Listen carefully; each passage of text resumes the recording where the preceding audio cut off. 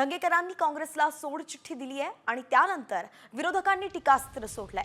शिंदेंच्या राजकीय बोटीवरती क्षमतेपेक्षा अधिक लोक असल्याचं रोहित पवार म्हणाले, तर सत्तेत असल्यावरच कामं होतात हा दावा चुकीचा असल्याचं राऊत म्हणाले।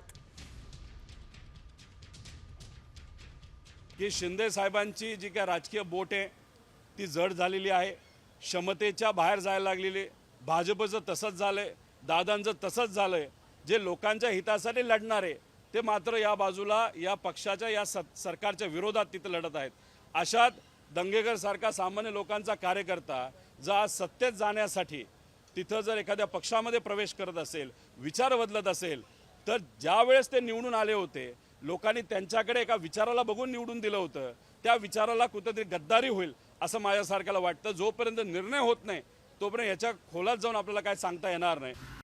कॉमस्कोर नुसार आता isakal.com आहे देशातील नंबर 1 ची मराठी न्यूज वेबसाईट। प्रत्येक अपडेटसाठी isakal.com ला नक्की भेट द्या।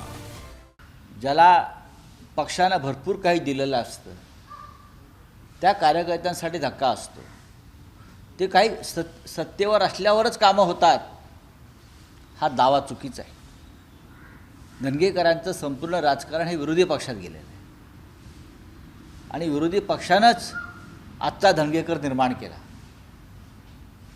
संघर्षातून निर्माण झालेला दंगेकर सारखा जेव्हा माणूस हा सत्तेच्या वळचिनेला जाऊन बसतो तेव्हा खरा दंगेकर हा खतम होतो, मरून जातो। हा नवा दंगेकर